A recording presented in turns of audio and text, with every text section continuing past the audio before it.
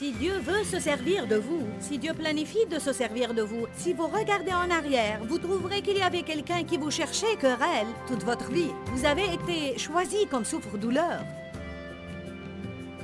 Mais Dieu va intervenir pour vous élever. Restez avec nous dans Jouissez de votre vie.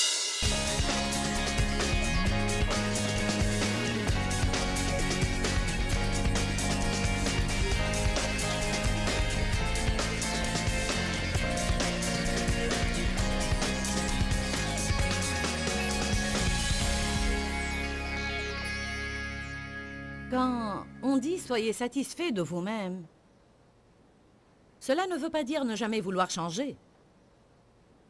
Nous savons que nous avons besoin de changer.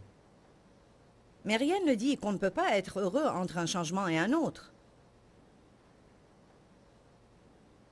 2 Corinthiens 3 dit que nous sommes transformés en l'image de Dieu en degrés variés de gloire. Degrés variés de gloire. J'aime ce verset. Allant de gloire en gloire en gloire. Quand on étudie la parole de Dieu, on se transforme en son image. De gloire en gloire en gloire. Mais vous devez vous réjouir dans la gloire où vous êtes maintenant. Ne regardez pas toujours à la gloire des autres, en souhaitant être à leur place. Combien d'entre vous savent qu'il y a toujours des personnes qui sont arrivées à une gloire plus élevée que la vôtre? Amen. Dans Deutéronome chapitre 7, verset 22, la Bible dit que Dieu nous délivrera de nos ennemis peu à peu. Personnellement, j'ai vraiment besoin de ces versets. Peu à peu, de gloire en gloire. Et quand le diable me dit à l'oreille, « Ça prend beaucoup de temps. » Tu ne changes pas aussi vite que tu devrais. Alors je retourne à ces Écritures et je dis, « Je ne suis plus là où je veux être, mais je remercie Dieu que je ne suis plus là où j'étais. » Honnêtement, je crois que s'il y a jamais erreur que j'ai commise, et que je regrette maintenant, et j'essaye toujours d'éviter le regret, car ça ne fait aucun bien à mon avis. Mais s'il y a jamais erreur qu'il est difficile pour moi de ne pas regretter, c'est le fait que je n'ai pas joui des premières années de mon ministère comme je crois que j'aurais dû faire, et je n'ai pas joui non plus des premières années de mon cheminement spirituel avec Dieu. J'aurais aimé l'avoir fait. Cela est dû en premier lieu au fait que je voyais là où je devais être, et je voyais là où j'étais en ce temps, et je ne savais pas jouir là où j'étais sur mon chemin vers le but. Dites tous, je cours vers le but. Amen. Je veux saluer en particulier ceux qui se trouvent sur les balcons, et je vous dis, je suis consciente de votre présence. Sachez bien que je sais que vous êtes là-haut, et ça me bénit de savoir que vous êtes là-haut et que vous vous êtes assis là-bas, afin d'assister à la réunion. Bienvenue. Gloire à Dieu. J'ai voulu juste les privilégier pour qu'ils ne se sentent pas négligés. Amen. Le diable ne veut pas que vous accomplissiez votre destin.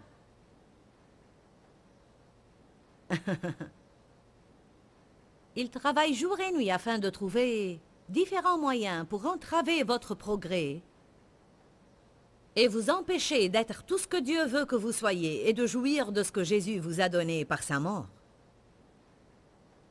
Et certainement, il ne veut pas que vous jouissiez de quoi que ce soit. Jean 10, 10. Le voleur ne vient que pour voler, égorger et faire périr. Jésus a dit, mais moi je suis venu, je remercie Dieu qu'il soit venu. Pourquoi Jésus est venu? Pour que vous ayez la vie, que vous vous en réjouissiez et que vous l'ayez en abondance jusqu'à débordement. Je suis contente qu'on ne serve pas un Dieu qui nous donne à peine ce qui nous suffit, mais le Dieu du plus que suffisant. Je suis contente qu'il répande les bénédictions en abondance au lieu de les distribuer au compte-gouttes. Je suis contente qu'il soit El Shaddai et non pas El Chipo. Amen. Alléluia. Notre Dieu est puissant. Il a de très grands plans pour votre vie et pour la mienne, mais Satan veut essayer d'empêcher tous les plans de Dieu pour notre vie de se réaliser.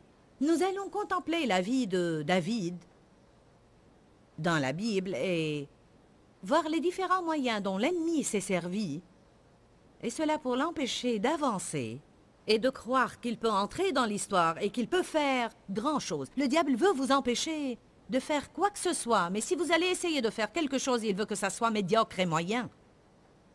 Il ne veut pas que vous croyiez que vous pouvez faire grand-chose. Il veut que vous viviez en marge de la vie en contemplant cette poignée de personnes que vous considérez être les héros du monde. Et à vous dévaloriser en croyant que Dieu ne peut pas se servir de vous. Et je vous dis, si Dieu s'est servi de moi, alors il peut se servir de quiconque. J'en suis sûre.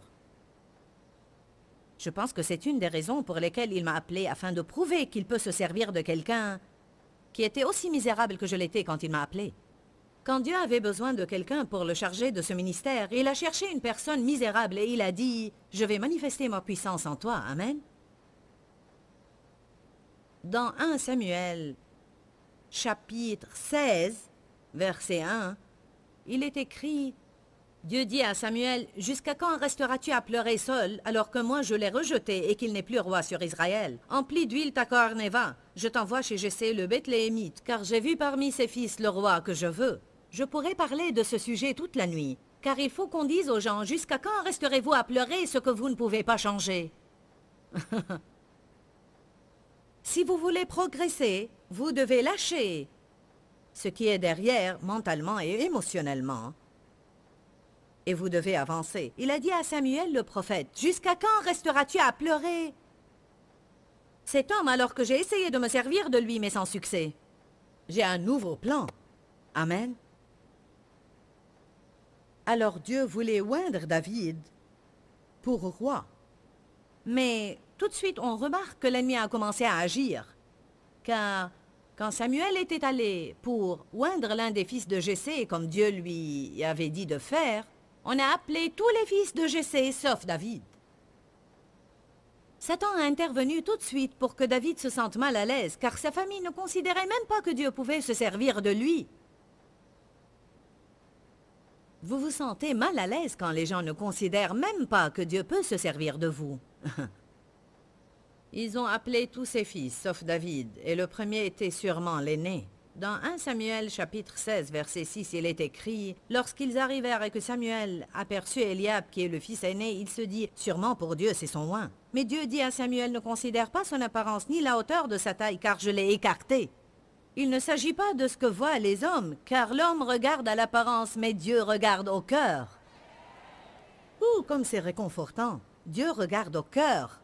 Il ne voit pas ce que nous faisons ou nos dons naturels et nos traits. En fait, je crois parfois que Dieu se sert exprès de ce que nous considérons être notre plus grande faiblesse. Car la Bible dit la puissance de Dieu s'accomplit dans la faiblesse. Parmi toutes les choses que je n'aimais pas en moi, et c'est vraiment drôle et hilarant maintenant, mais ce que je détestais le plus en moi, c'était ma voix. Je détestais beaucoup ma voix. C'est quelque chose de vraiment hilarant. Mais quelle leçon!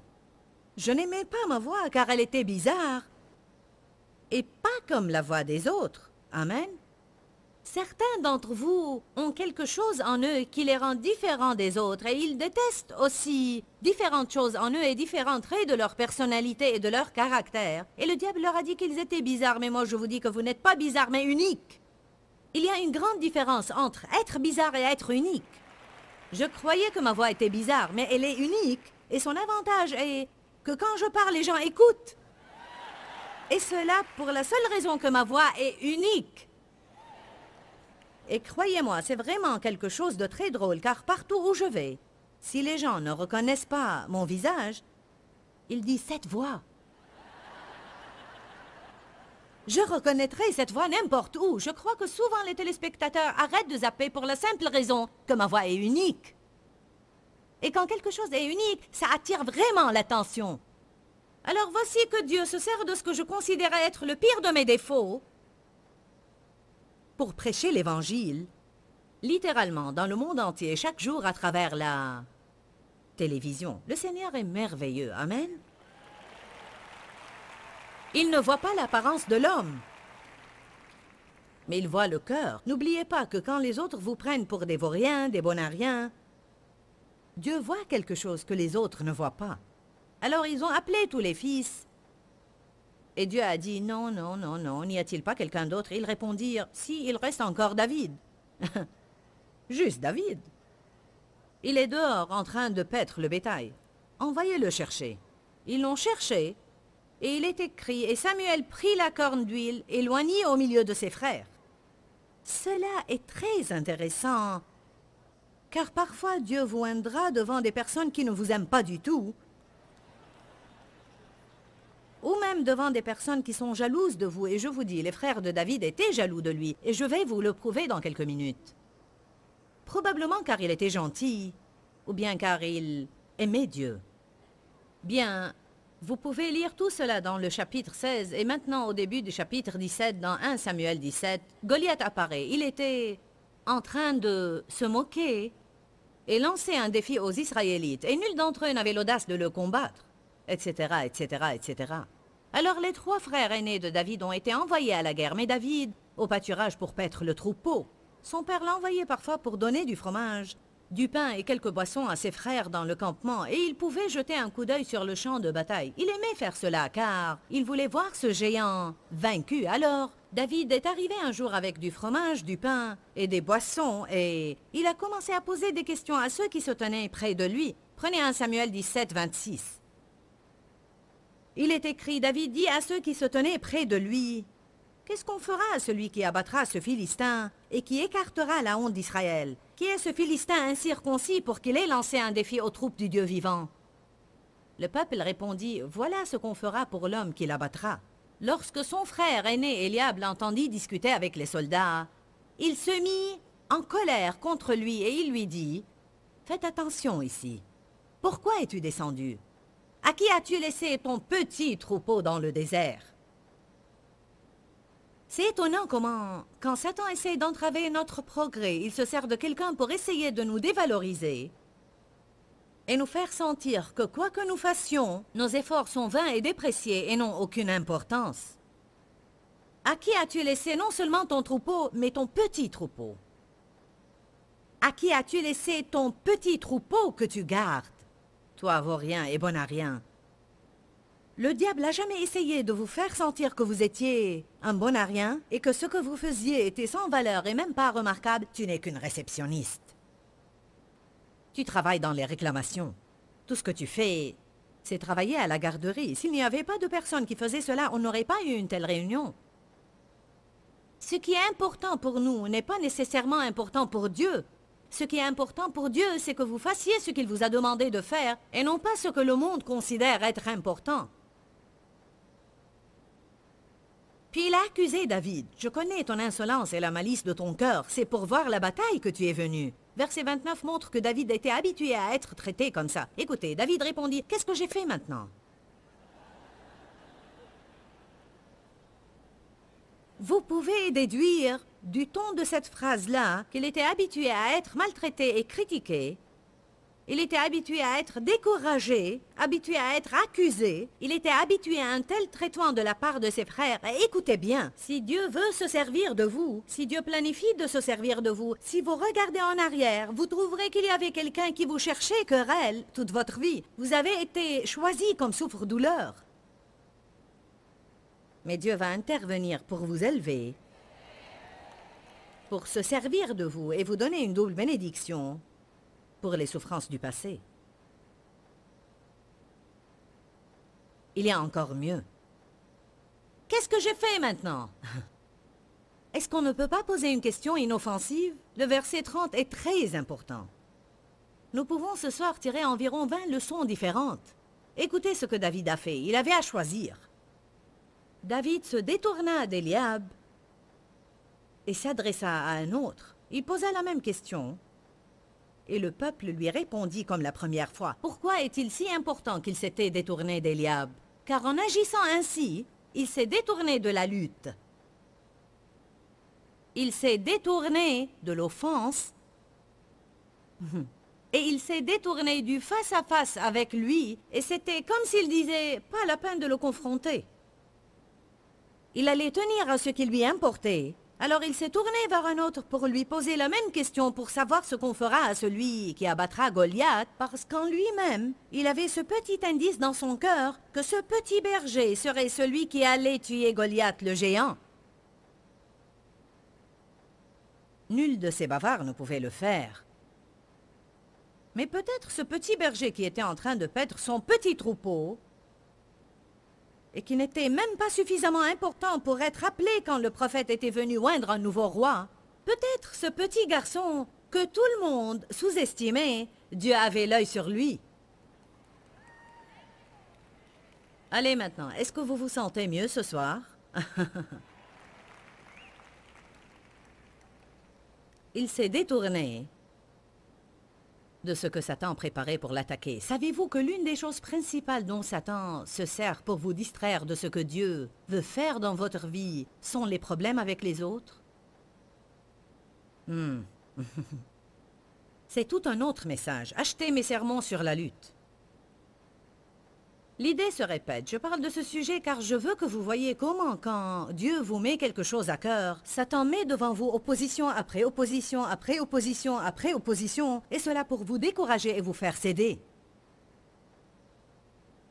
On entendit les paroles de David et on les rapporta en présence de Saül. Celui-ci le fit venir. David dit à Saül que personne ne perde courage à cause du Philistin. Ton serviteur ira se battre contre lui.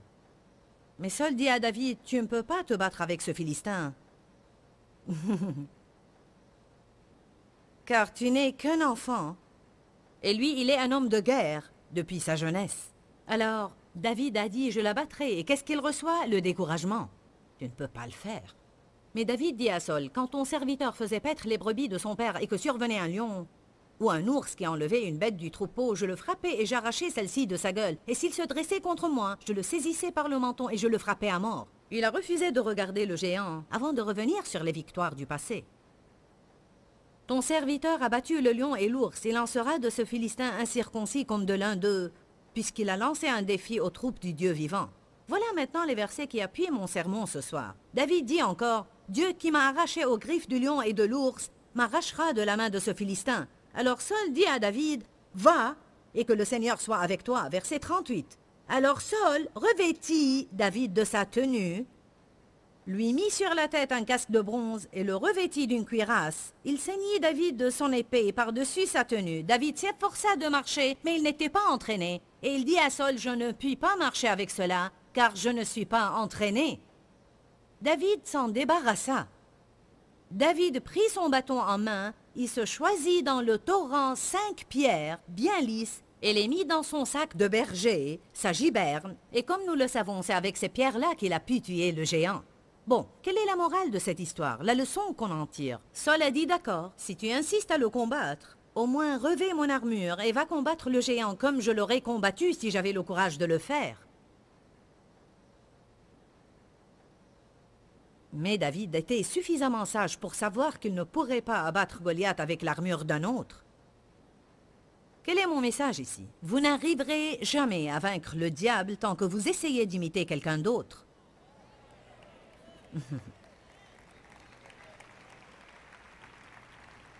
Vous n'arriverez jamais à battre les Goliaths qui sont dans votre vie tant que vous vous comparez aux autres, tant que vous faites concurrence avec les autres, et tant que vous croyez que vous n'allez pas être bien à moins que vous ne soyez comme eux. Saül dit, si tu es déterminé à l'abattre, abats-le donc à ma façon.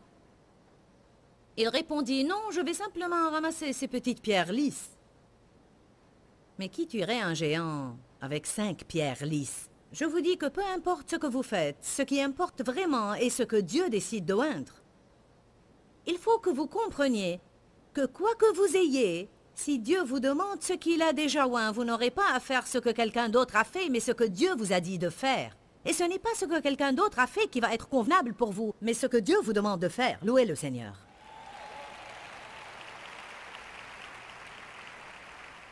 Durant les premières années de mon ministère, j'étais réellement insécurisée. Vous ne l'auriez pas remarqué même si vous m'aviez entendu parce que je donnais l'impression d'être forte, mais au fond j'étais très insécurisée et je voulais tout le temps me trouver avec des personnes qui faisaient ce que je fais. Je prenais toujours des rendez-vous avec celui-ci, celui-là et quelqu'un d'autre. Nous voulons toujours savoir ce que les autres font. Il n'y a pas de mal en cela, mais réalisez que vous ne pouvez pas toujours faire ce que les autres font parce que Dieu veut que vous vous tourniez vers lui et non pas vers les autres.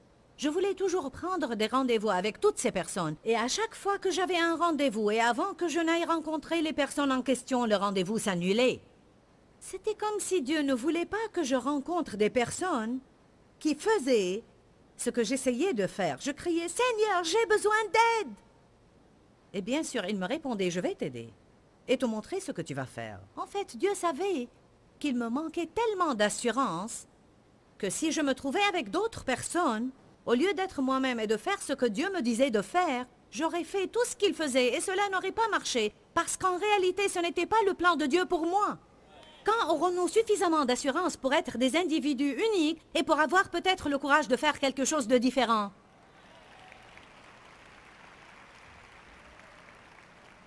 Et un des commentaires que j'entendais régulièrement quand j'ai commencé à être à la télé, les gens disaient « D'où est-elle venue ?» Croyez-moi, j'étais quelque part. J'étais là où personne n'aurait voulu être, mais j'étais quelque part.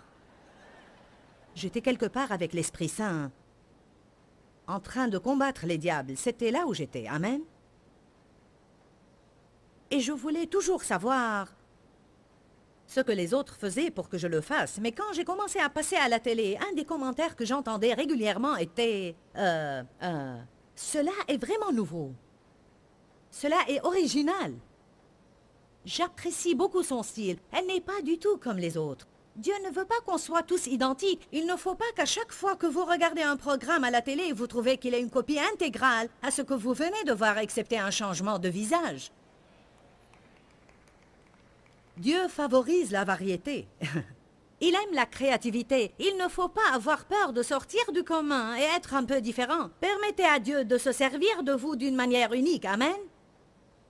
Arrêtez de penser qu'il y a quelque chose qui ne va pas en vous simplement parce que vous ne faites pas les choses comme les autres les font. Amen. Bon. Une des choses que j'avais à surmonter était lire des livres sur de grands hommes et femmes de Dieu et croire automatiquement qu'il y avait quelque chose qui n'allait pas en moi, car je ne faisais pas ce qu'ils faisaient. As-tu lu un livre sur un intercesseur et pensé, quel est mon problème? Je ne prie pas comme ça. J'ai lu des livres sur des intercesseurs qui priaient 12 heures par jour et je pensais, quel est mon problème? J'ai découvert que Dieu se sert de chacun d'entre nous d'une manière différente. Ce que je déteste le plus, c'est les formules. Les directives sont super, mais les formules sont terribles. Vous savez pourquoi? Parce qu'elles deviennent des formules religieuses, des lettres de loi. Et la Bible nous apprend dans 2 Corinthiens, dans le chapitre 3 à 6, que la lettre tue tandis que l'esprit vivifie. Et si vous voulez qu'il y ait de la vie dans ce que vous faites, suivez le plan de Dieu pour votre vie et non pas les formules qui sont établies par quelqu'un d'autre et les transformer en loi et dire c'est ce que vous devez faire. Ne prenez pas une montre avec vous quand vous priez pour une certaine durée de temps. On ne pointe pas l'alarme avec Dieu. Bien, j'ai besoin de prier pour 1 heure, ou quoi que ce soit. Jésus a dit à ses disciples, « Vous n'avez pas la force de veiller 1 heure avec moi ?» Je ne dis pas que c'est une mauvaise directive à suivre, mais nous ne pouvons pas la tenir pour une loi et penser, « Bon, je dois prier pour 1 heure, sinon je ne suis pas bon. » Combien de fois je suis allée prier avec une montre et je disais ce que je pouvais dire en 20 minutes, puis je restais là pour 40 minutes supplémentaires juste pour prouver que je pouvais le faire. Et je détestais toute minute supplémentaire et on croit que cela fait plaisir à Dieu, ce n'est pas vrai.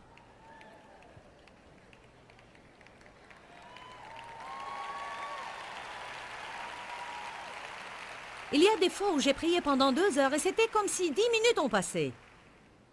Nous ne pouvons pas tirer des formules de toutes choses et les transformer en des règles et lois. Vous savez ce que les gens font? Non seulement on regarde les autres en croyant qu'on doit faire tout ce qu'ils font, mais en tant qu'être humain, nous croyons que tout le monde a à faire ce que nous faisons et on leur donne ce fardeau.